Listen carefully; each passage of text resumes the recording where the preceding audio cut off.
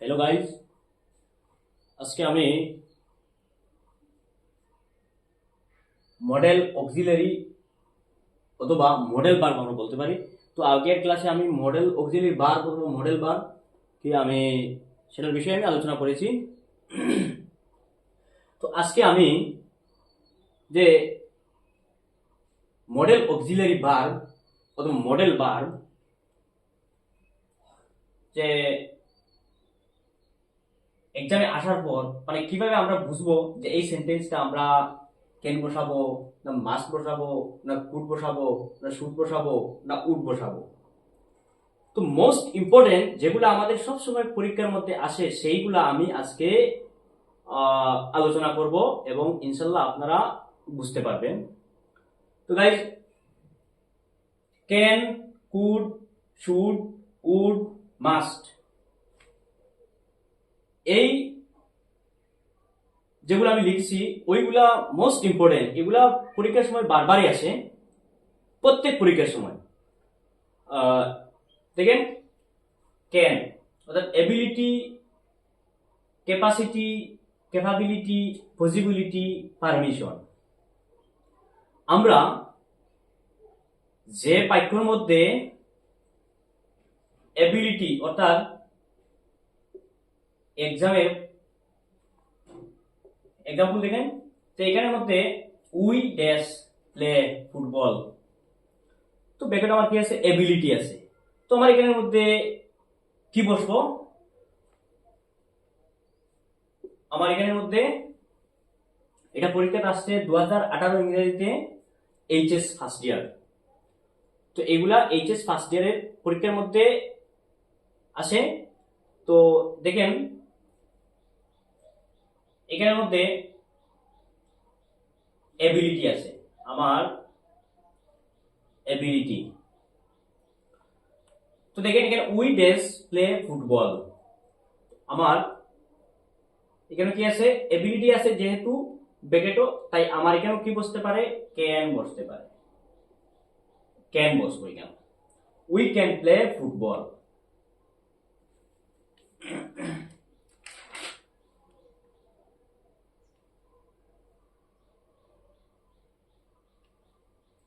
তো এবিলিটি আছে যেহেতু আমার বাক্যের মধ্যে ক্যান ব্যবহৃত হয়েছে। গাইজ দেখেন, যদি কোনো বাক্যের মধ্যে মানে ক্যাপাসিটি থাকে তাহলেও ক্যান বসতে পারে, ক্যাপাবিলিটি, পসিবিলিটি, পারমিশন। তো আর সবচেয়ে ইম্পর্টেন্ট হলো এবিলিটি অর্থাৎ দক্ষতা। টু, যে could dash ability oblique talent in the first polite request, তার ক্ষেত্র কুড ব্যবহৃত হইব। দেখেন একটা এক্সাম্পল আছে এখানে, when I was young I dash run faster, ability. তো এখানের মধ্যে এবিলিটি আছে, এখানের মধ্যে এবিলিটি আছে, তাহলে আমরা কিভাবে বুঝবো যে এখানের মধ্যে তো ক্যান বসতে পারে, তাহলে এখানে কিভাবে কুড বসবো। তো কথা হইল, একটা জিনিস আপনারা বুঝেন, এটা এসে 2019-এ এইচএস ফার্স্ট ইয়ারে যে এবিলিটি অর্থাৎ এখানে কি আছে, এবিলিটি ইন ফার্স্ট, তার ক্ষেত্র আমরা এখানের মধ্যে কুড ব্যবহার করব।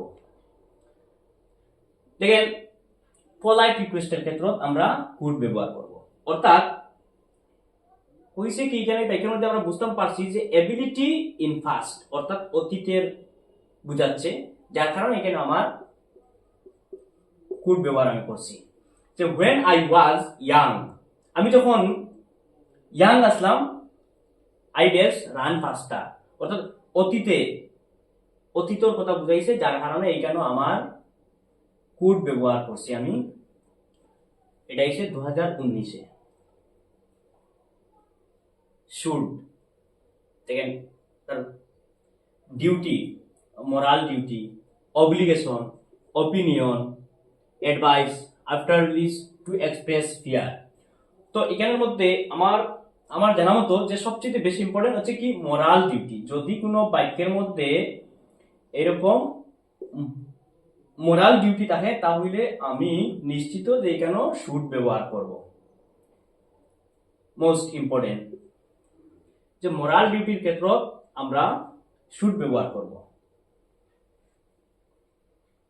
মোরাল ডিউটি তো উই মানে করেন example we dash love our country, তো এটা আছে 2016 ইংরেজিতে। এখানে আমার কি আছে মোরাল ডিউটি আছে, মোরাল ডিউটি আছে যার কারণে আমি এখানে শুড শুড ব্যবহার করব। We should love our country মানে আশা করি আপনারা বুঝতে পারছেন। যেখানে ডিউটি আছে, মোরাল ডিউটি আছে, অব্লিগেশন আছে, অপিনিয়ন আছে, অ্যাডভাইস আছে, after list to express fear. তো এখানে স্পেশালি আমার কি আছে যে মোরাল ডিউটি, মোরাল ডিউটির ক্ষেত্রে কি বসবো শুড ব্যবহার করব আমরা। আপনারা এখানে আমি নিচে আন্ডারলাইন করে রাখছি, আপনারা এখানে দাগিয়ে দেখতে পারেন যে এইভাবে আপনারা করতে পারেন। দেখেন next example, he dash listen to what his parents say, moral duty. এটা এবার এসে 2017 ইংরেজিতে। তো আমার মোরাল ডিউটি আছে, তার ক্ষেত্রে আমি শুড ব্যবহার করব। ইনশাআল্লাহ বুঝতে পারছেন। Would, first habit, polite request, wish, imaginary,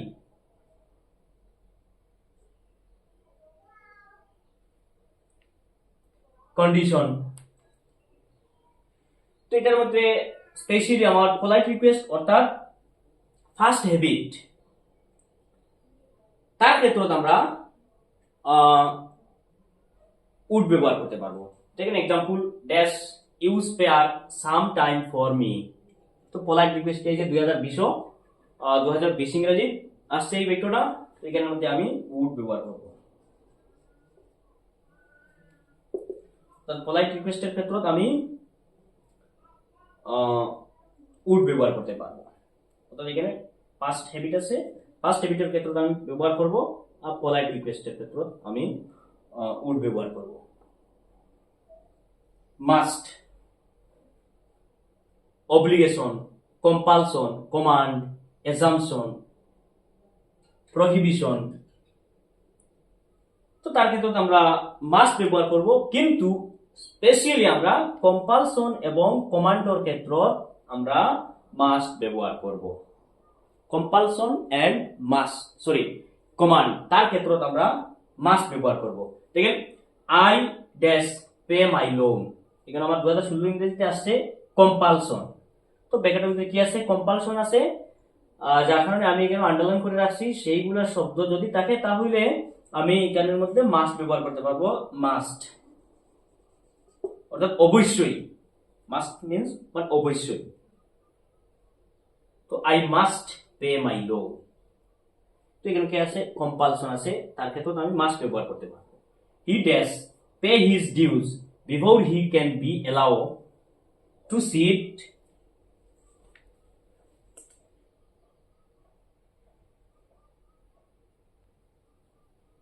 এখানে he does pay his dues before he can be allowed to sit at the examination।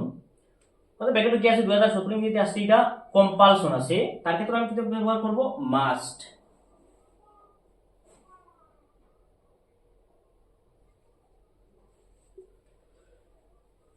he must pay his dues before he can be allowed to sit at the examination। অর্থাৎ সে যদি মানে এক্সামের আগে তার ডিউসটা clear করতে হইব, তারপর তাকে এক্সামে বসতে দেওয়া হইব, মানে এলাও করা হইব।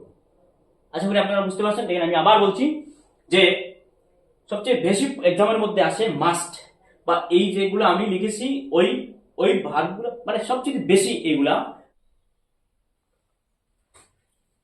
গাইস আমি আবারও বলছি যে এগুলা এবিলিটির ক্ষেত্র কোন শব্দ মানে কেনর ক্ষেত্র কোন শব্দ থাকলে আমরা ক্যান বসাতে পারবো, ability, capacity, capability, possibility, permission, তার ক্ষেত্রে আমরা ক্যান বসাতে পারবো।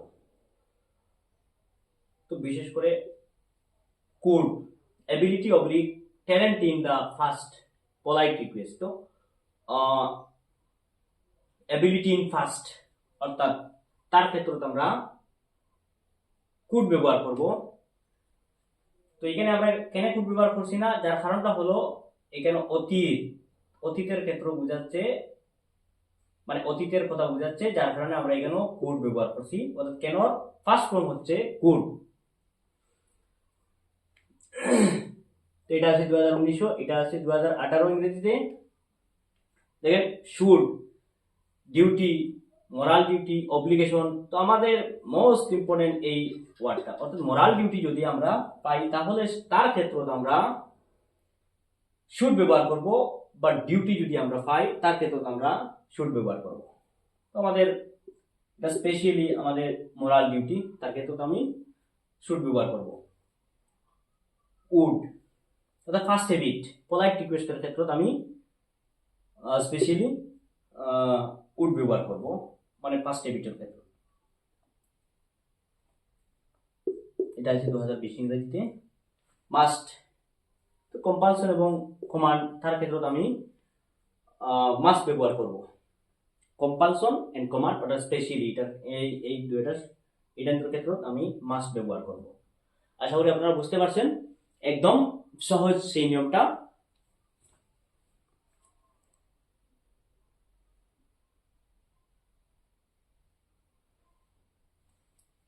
দেখেন যে you dash not still command, অর্থাৎ এটা 2020 ইংরেজিতে আসছে। তো এখানে মধ্যে আমার কমান্ড শব্দ আছে, তার কারণে আমি কেন মাস্ট ব্যবহার করব। আশা করি আপনারা বুঝতে পারছেন। তো আপনারা স্ক্রিনশট মেরে রেখে দিতে পারবেন।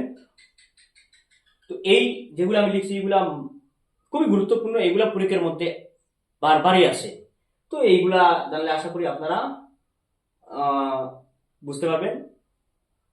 গাইস, আমার শেষ কথা হলো, আপনারা আমার এই ইউটিউব চ্যানেলটাকে সাবস্ক্রাইব করে এবং আমার ফেসবুক পেজটাকে ফলো করে রাখবেন, এবং সর্বপ্রথম আমার এই ভিডিওগুলো পেয়ে যাবেন। আপনারা এটা স্ক্রিনশট মেরে রেখে দিতে পারবেন।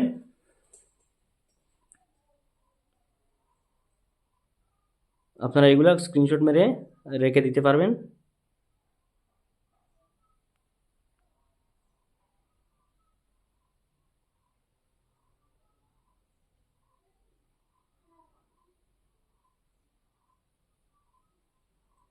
আপনারা এটা স্ক্রিনশট মেরে রেখে দিতে পারবেন। Thank you so much, dear guys. আজকের এই ক্লাসটা আমি এখানেই সমাপ্ত করলাম।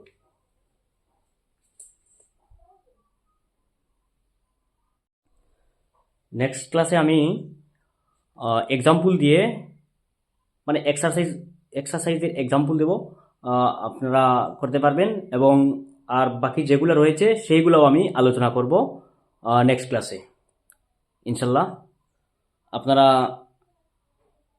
আশা করি আপনারা বুঝতে পারবেন।